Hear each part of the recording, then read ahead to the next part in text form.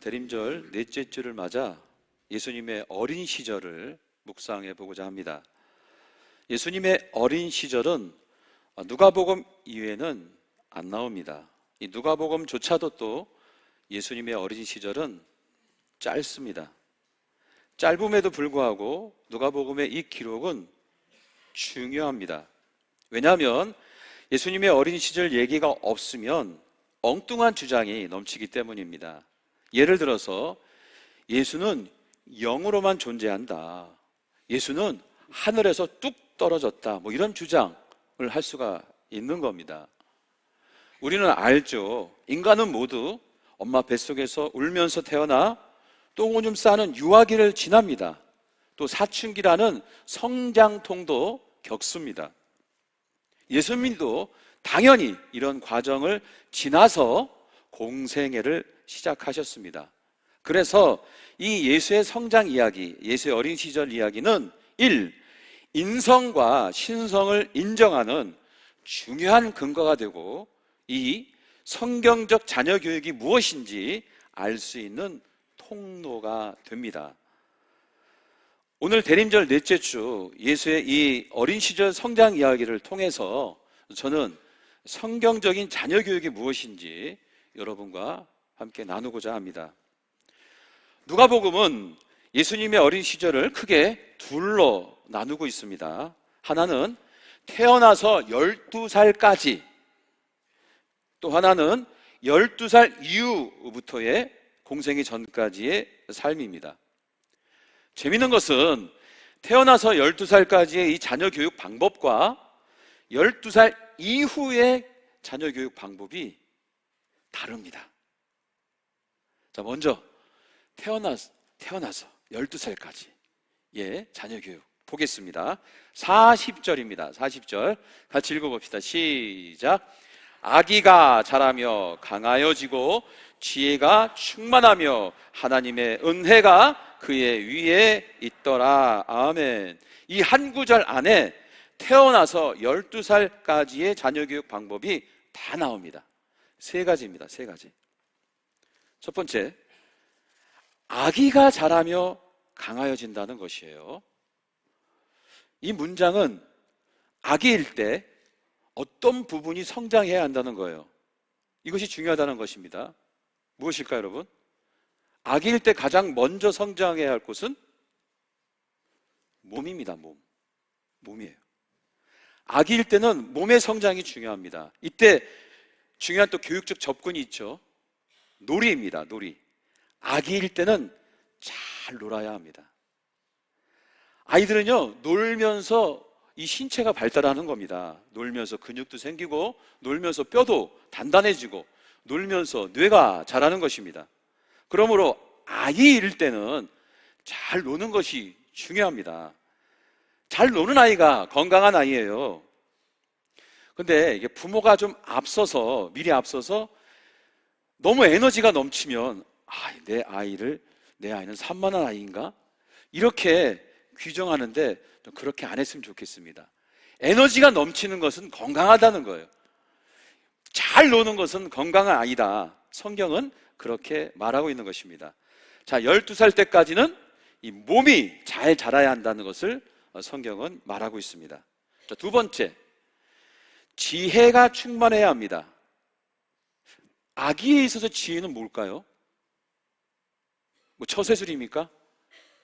세상을 살아가는 방법을 아이가 알아야 됩니까? 자, 그런 건 아니죠. 자, 성경적인 지혜가 있어요. 그 의미를 좀 봅시다. 열왕기상 3장 9절입니다. 성경의 지혜는 바로 이것입니다. 다 읽어봅시다. 시작. 누가 주의 이 많은 백성을 재판할 수 있사오리까? 듣는 마음을 종에게 주사 주의 백성을 재판하여 선악을 분별하게 하옵소서. 아멘. 지금 이 말씀은 솔로몬 왕의 간절한 기도의 모습입니다. 즉, 이 솔로몬 왕이 기도하는 제목이 뭐냐? 백성들을 잘 재판할 수 있도록 잘 듣는 마음을 달라는 거예요. 듣는 마음. 여기서 듣는 마음은 킹 제임스 버전에서는 understanding heart, 이것이 성경이 말하는 지혜라는 거예요. 듣는 마음, 잘 듣는 마음, understanding heart. 저는 이것을 좀 현대적 언어로 한 단어로 한번 생각해 봤습니다. 지혜, understanding heart, 듣는 마음. 공감입니다. 공감. 타인을 이해하는 마음, 또 타인의 마음을 잘 듣는 마음. 공감이죠. 공감입니다. 그러므로 성경이 말하는 지혜는 공감이다. 다른 사람의 마음을 잘 이해하고 들을 줄 아는, 경청할 줄 아는 그런 자세, 태도. 자, 다시 이제 누가복음으로 본문으로 돌아가 보겠습니다. 누가복음 2장 40절에는 아기 예수님이 지혜로 충만했다고 했어요. 지혜가 공감이라고 했지 않습니까? 그러면 아기가 우리를 공감해줘요? 부모님, 아이고 부모님이 나를 정말 애쓰네, 공감합니다. 애가 그럽니까? 그렇지 않잖아요? 자, 이건 거꾸로 아기는 부모로부터 공감을 충분히 받아야 한다는 것이에요. 즉 아이일 때는 부모에게서 무한대의 공감, 무한대의 애착을 받는 것이 중요하다는 것입니다. 그래야 아기는 마음속에 이런 정서가 생기는 거예요. 아, 내가 사랑받고 있구나. 아, 내가 부모로부터 인정받고 있구나. 아, 내가 세상에 정말 필요한 존재라는 이런 어떤 정서를 내면 깊이 형성하는데, 이런 아이가 밝은 아이거든요. 언제 되냐? 어릴 때 전폭적인 공감과 지지, 애착을 경험한 아이들이 갖게 된다는 거예요. 그러므로 아기일 때는 무조건적인 공감, 무조건적인 애착이 필요하다는 것입니다. 그래서 성경은 지혜가 충만하다 이렇게 표현을 하는 거예요. 자, 세 번째는 하나님의 은혜가 그의 위에 있더라입니다. 우리의 생명은 누가 만드신 거죠? 하나님입니다. 하나님이 주셨어요. 그러므로 하나님이 주신 생명은 은혜로 자라야 합니다. 하나님의 은혜 없이는 아이의 안전, 아이의 성장, 아이의 건강함 보장 못합니다. 우리가 언제까지요? 어느 순간까지 아이를 쫓아다니면서 안전을 지키고 그 아이의 성장을, 또 그 아이의 모든 건강함을 지킬 수 있어요? 못해요. 하나님이 지켜주시고 보호하시고 그 아이를 붙잡아줘야 되는 거예요. 부끄럽게도 저는 아이들의 좋은 아빠는 아니었습니다. 그런데도 자녀들이 잘 자라줬어요. 그것은 정말 하나님의 은혜라고 저는 고백을 합니다. 그런 면에서 부모의 최선, 아기일 때 부모의 최선은 끊임없이 자녀를 위해서 기도해 주는 거예요. 하나님, 우리 자녀를, 나의 자녀를 지켜주십시오. 보호해 주십시오. 안정케 해 주십시오. 건강하게 해 주십시오. 지혜롭게 잘 자라게 해 주십시오. 자, 여기까지 정리하면 이렇습니다. 아이일 때는 잘 놀게 하고 무한대로 공감하고 기도로 키운다는 거예요. 한번 따라서 합시다. 잘 놀게 하고 무한대로 공감하고 기도로 키운다. 이것이 아이일 때, 태어나서 12살까지 성경적인 교육 방법인 것입니다. 이것이 바로 누가복음 2장 40절에 나오는 말씀의 내용인 거예요. 자, 그 다음 41절에서 52절까지의 내용은 12살 이후의 예수님의 성장 이야기입니다. 자, 왜 성경은 예수님의 성장 이야기를 12살로 이렇게 나눴을까요? 성경에 분명히 명시되어 있거든요. 42절 말씀을 보시면 예수께서 몇 살 되었을 때에? 12살 되었을 때에 그들이 이 절기의 관례를 따라 올라갔더라. 한 에피소드를 지금 12살 때 이야기를 하고 있는 거예요. 명시하면서 12살이라고. 자, 이렇게 명시한 이유는 성인식 때문입니다. 성인식. 유대인들은 13살이 되면 성인식을 합니다. 지금도 그래요. 그리고 12살 때 성인식을 할 성전에 미리 방문하는 관습이 있어요. 유대인들에게 성인식은 굉장히 중요한 이벤트입니다. 이 이벤트를 준비하기 위해서 지금 예수님께서 예루살렘으로 올라가고 있는 거예요.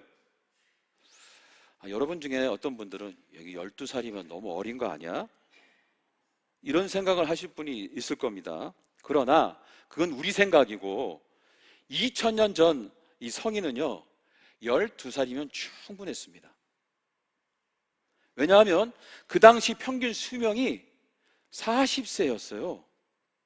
지금은 80세 정도 되지 않습니까?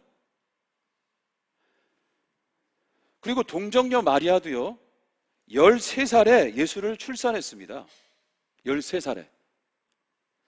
그러니까 12살만 되면 결혼할 수 있는 거예요. 그러므로 당시 성인 개념은 지금과 다르다는 것입니다. 그리고 2000년 전의 성인의 기준은 신체적인 변화가 있으면 성인입니다. 여성의 신체적인 변화, 남성의 신체적인 변화가 12살쯤에 이루어지잖아요. 더욱 중요한 것은 정체성을 갖게 되는 시기라는 겁니다. 정체성을 갖게 되면 성인으로 인정해 준 거예요. 율법을 읽고 말씀을 읽고 깨닫고 주장하며 믿음을 고백할 수 있는 그런 정체성이 있으면 성인으로 인정해 줬다는 거죠. 자, 오늘 본문은 예수님께서 12살에 자신이 하나님의 독생자라는 것을 알게 된 거예요. 깨닫게 되었습니다. 그걸 기록하고 있습니다. 자, 49절에서 50절 말씀을 같이 한번 읽어볼까요? 시작. 예수께서 이르시되 어찌하여 나를 찾으셨나이까? 내가 내 아버지 집에 있어야 될 줄을 알지 못하셨나이까? 하시니 그 부모가 그가 하신 말씀을 깨닫지 못하더라는 것입니다. 지금 예수님은 육신의 부모님에게 자신이 지금 하나님 아버지 집에 있다고 말하고 있는 거예요. 지금 하나님을 아버지라고 부르고 있습니다. 2000년 전에 하나님을 아버지라고 부르면 다 뭐예요? 신성모독으로 돌로 맞아 죽었습니다. 근데 예수님은 과감하게 12살인 그 아이가 하나님 아버지 집에 내가 있는다, 그렇게 얘기하니까 육신의 부모들이 무슨 말하는지 못 알아듣는 거예요. 자, 무슨 얘기냐? 예수님은 자신의 정체성을 인지하고 있는 겁니다. 내가 바로 하나님 독생자 아들임을 알게 된 거예요. 그래서 성전이 자기 자신이고 유월절 어린 양이 자신이며 구약의 이야기가 자신을 얘기하고 있고 성전의 제물이 자신을 말하고 있는 것을 아신 겁니다. 정체성을 갖게 된 거예요.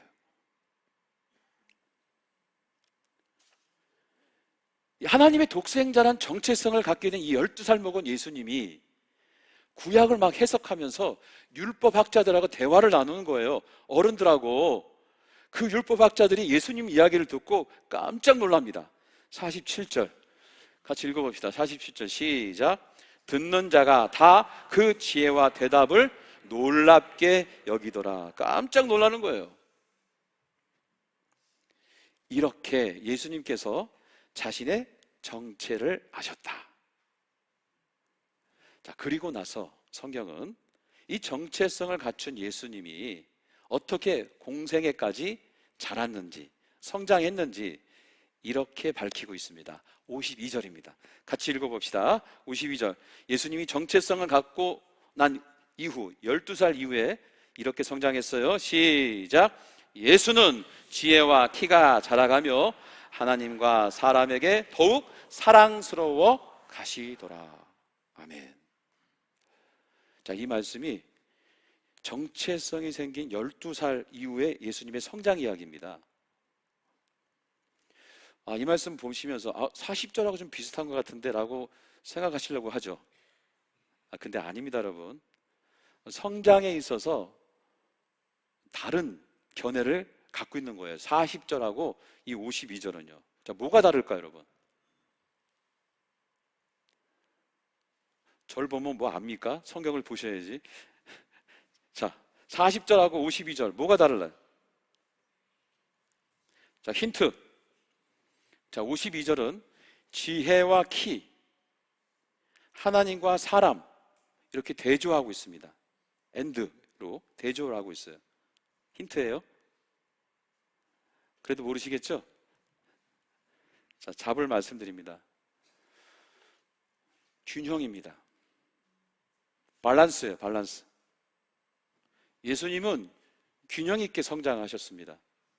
전인적 성장을 말합니다. 정체성이 형성된 이후 자녀 교육의 초점은 균형입니다. 균형이 중요해요. 키가 자라면 같이 지혜도 함께 자라야 되는 거예요. 마음도 함께 자라야 된단 말입니다. 공감 능력이. 하나님에게 사랑받으면 사람과의 관계에서도 사랑받아야 되는 거예요. 균형입니다. 여러분, 몸이 예쁘고 건강하면 좋죠. 근데 몸만 예쁘고 건강하면 어떻게 됩니까? 마음도 예뻐야죠. 마음도 건강하고. 몸만 예쁘고 건강하면 그 사람의 삶이 어떻게 될까는 뻔하지 않습니까? 그리고 공부만 잘하면 뭐합니까? 공부 잘하는 것 좋죠. 여러분 자녀가 공부 잘하길 원하시죠? 그런데 공부만 잘하면 어떻게 됩니까? 공감 능력이 있어서 타인의 마음을 헤아릴 줄 알아야죠. 그래 진정한 인재죠. 공부만 잘하면 뭐하냐고. 실력만 있으면 뭐합니까? 실력만 있으면 뭐하냐고요. 영적으로 주술과 미신에 사로잡혀 살면 아무 소용없는 거예요. 실력과 영성을 겸비해야죠. 신앙을 같이. 이 밸런스, 균형이 중요한 거예요. 하나님께 예배만 잘 드리면 뭐예요? 예배만. 사람과의 관계도 잘하고 사람에게 인정받는 인격을 가져야죠. 이런 성숙함이 있어야죠. 예수님은 어느 한 부분만 기형적으로 잘한 분이 아니에요. 공부만 잘한 분도 아니고 공감 능력만 뛰어난 분도 아니고 실력만 있고 무슨 예수님이 주술을 그런 거 아니잖아요. 예수님은 영, 육, 혼 이 모든 것이 균형적으로 자랐습니다. 영, 육, 혼. 혼이 뭐예요? 정신과 마음이 정신이죠. 마음과 생각. 그러니까 우리의 자녀들도 이런 균형적인 성장이 중요한 것입니다. 몸도 건강해야 되고 마음도 건강해야 되고 영도 건강해야 하는 것이에요. 즉 정체성이 자리 잡았을 때에 교육의 핵심은 균형, 밸런스를 맞추는 겁니다. 부모는 이런 밸런스를 맞춰주는 것이지 쪽집게 과에서 이런 거 해주는 것만이 역할이 아니란 말이에요. 그래서 성경은 아주 분명하게 말합니다. 데살로니가 전서 5장 23절입니다. 다 읽어봅시다. 시작. 너희의 온 영과 혼과 몸이 우리 주 예수 그리스도께서 강림하실 때에 흠없게 보존되기를 원하노라. 예수님께서 다시 재림하실 때에 우리의 상태가 어떤 상태가 되기를 원하시냐? 영, 육, 혼이 흠없게 보존되기를 원하시는 거예요. 영이 다 망가져 찌그러져 있어. 신앙생활 안 하고. 그렇게 하나님 원하지 않은 거예요. 혼이 마음과 생각이 아주 건강하지 않아. 몸은 건강하고 신앙생활 하지만 삶에 있어서는 이 정신이 몸도 마찬가지예요. 내 몸, 하나님이 주신 성전인데 함부로 내 몸을 막 다루거나 막 부어라 마셔라 피어라 이렇게 그렇게 원하지 않는다는 겁니다. 여러분, 우리 주 예수 그리스도께서 다시 재림할 때에 흠없게 영, 육, 혼이 보존되기를 원하시는 거예요. 뭡니까? 밸런스예요. 균형. 자, 정리합니다. 누가복음 2장 52절은 인간의 균형 잡힌 성장을 강조하고 있는 거예요. 인간의 균형 잡힌 성장을 강조하고 있습니다. 이것이 바로 오늘 본문에서 여러분 누가복음 2장 40절에서 52절은 굉장히 짧아요. 예수님의 30살까지의 어린 시절을 전부 다 여기에 표현을 하고 있는 것이거든요. 자, 그러면 이렇게 어릴 때 부모의 사랑, 애착과 또 이렇게 전인적으로 균형 잡힌 성장을 한 예수님께서 공생의 전까지 어떻게 사셨을까요? 어디에서 사셨을까요? 무엇을 하면서 사셨을까? 12살 이후에. 여러분 잘 이렇게 얘기하려고 하죠. 예수님께서 12살 이후에 어떻게 사셨을까? 자, 그 성경적인 답이 나옵니다. 일단 균형 잡힌 성장을 한 예수님은 12살부터 공생의 전까지 이렇게 사셨어요. 51절입니다. 51절 다 같이 보겠습니다. 시작. 예수께서 함께 내려가사 나사렛에 이르러 순종하여 받으시더라. 그 어머니는 이 모든 말을 마음에 두니라. 아멘. 예수님은 12살부터 18년 동안 30살이 될 때까지 부모님께 순종하며 사셨어요. 부모님과 함께 나사렛에서 몫으로 가족들과 행복하게 사셨습니다. 어떻게? 부모에게 순종하며. 균형 잡힌 그 밸런스를 가진 성장을 한 자녀들은요, 부모에게 순종을 하는 거예요. 그리고 이렇게 균형 잡힌 교육을 한 예수님의 부모는 어떻게 되냐? 예수님의 모든 말에 마음을 둔다고 했습니다. 이게 무슨 말이냐면 예수님의 말 한마디 한마디를 다 존중했다는 거예요. 즉 이겁니다. 자녀는 부모에게 순종하고 부모는 자녀의 말을 존중하고. 자, 이런 가정에서 살았어요, 우리 예수님이. 어떤 모습이 상상되십니까? 행복한 모습이죠. 아름다운 모습이죠. 우리가 생각한 이상적인 가정의 모습인 거예요. 한번 따라서 합시다. 자녀는 부모에게 순종하고 부모는 자녀의 말을 존중하고. 이렇게 예수님이 12살부터 공생의 전까지 나사렛에서 그 가정의 모습에서 행복하게 서로 사랑하며 아름다운 가정을 꾸미며 행복하게 사신 거예요. 이걸 막 예수님이 그때까지 그리스에 가서 그리스 철학을 공부하고 인도에 가서 무슨 불교를 공부하고 어디 가서 힌두교, 이게 아닙니다, 여러분. 우리 예수님은 자기의 정체성을 알게 되고 또 균형 잡힌 부모의 교육을 받으면서 부모에게 순종하고 또 부모는 예수의 말을 존중하면서 그렇게 아름다운 서로 사랑이 깊은 가정에서 산 거예요. 그래서 공생의 기간에 요한복음에서 특별히 새 계명으로 서로 사랑, 이것을 말씀하신 거죠. 대림절 넷째 주입니다. 여러분을 축복합니다. 어떻게 축복하냐? 이렇게 성경적인 자녀 교육이 잘 이루어지셔서 서로 사랑이 넘치는 천국 가정 되기를 축원합니다. 그런 성탄, 그런 대림절, 그 은혜를 누리는 우리 모두가 되길 다시 한번 축복합니다. 자, 일어서서 우리 예수로, 이런 예수의 말씀으로 충만한 아름답고 행복한 서로 사랑이 넘치는 가정 되게 해달라고 기도하는 마음으로 찬양하겠습니다.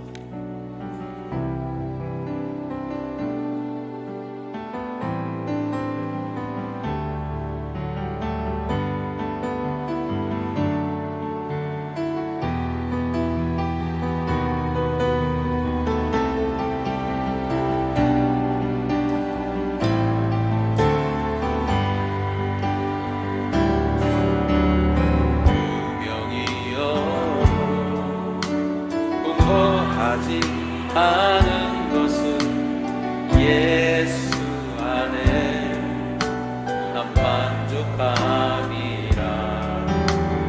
가난하여도 부족하지 않은 것은 예수 안에 오직 나는 부요함이라. 고난 중에도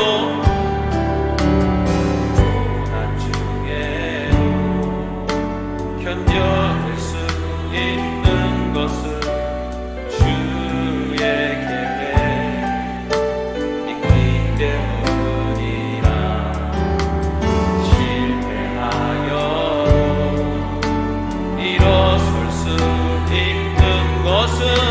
예수 안에 오직 나는 승리함이라. 난 예수로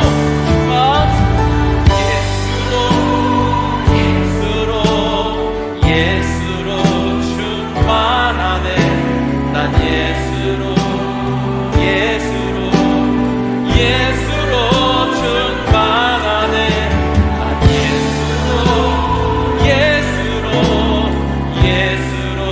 충만하네. 영원한 왕 내 안에 살아계시네. 아멘. 내 몸이 약해도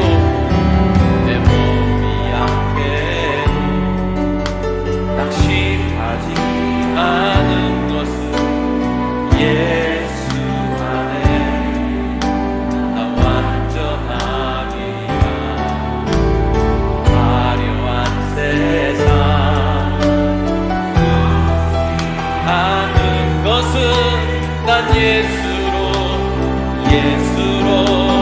충만함이라. 아멘. 난 예수로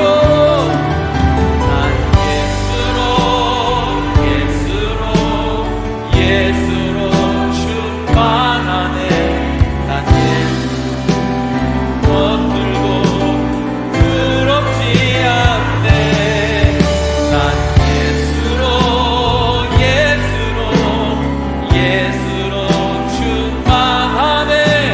영원한 밤 내 안에 살아. 다시 한번 난 예수로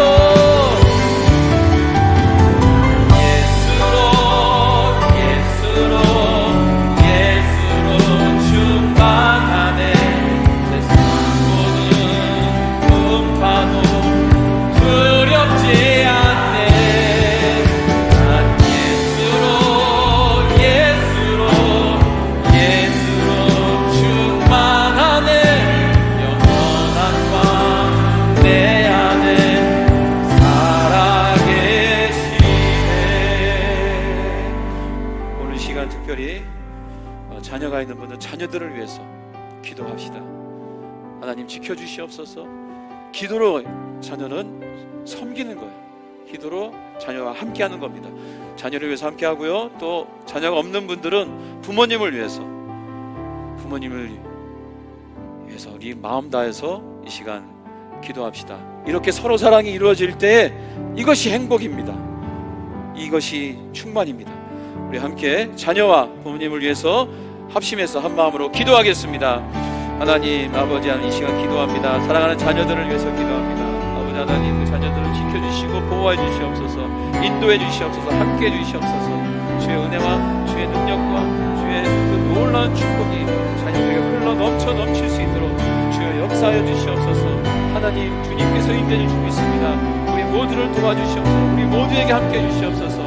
우리의 몸을 지켜주시고 우리의 가정을 지켜주시고 우리 교회 공동체를 지켜주시며 그 출발이 자녀들을 통하여서 이루어지게 하시고 부모님들을 통하여서 이루어지게 하여 주시옵소서.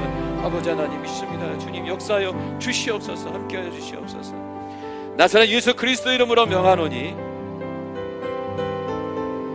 우리의 몸과 마음과 영을 흐트러뜨리고 우리의 가정을 흐트러뜨리는 어둠의 권세는 물러갈지어다. 오직 성령께서만 함께 하셔서 우리를 붙잡아 주시고 예수로 충만하여 서로 사랑하며 성장하는 우리 모두가 되게 하여 주시옵소서. 우리 사랑하는 자녀들도, 우리 사랑하는 부모님들도, 우리의 가정 모두가 주 안에서 천국 가정 되게 하여 주시옵소서. 이제는 우리 주 예수 그리스도의 은혜와 하늘아버지의 극진하신 사랑과 성령님의 감화감동 역사하심이 오늘도 주 앞에 서로 사랑하며 나와 가정과 교회 공동체를 지켜 주님께 나아가길 원하는 모든 권속들의 인생, 가정, 사업장과 우리 교회와 민족과 열방 위에 이제부터 영원토록 함께하기를 간절히 축원하옵나이다. 아멘.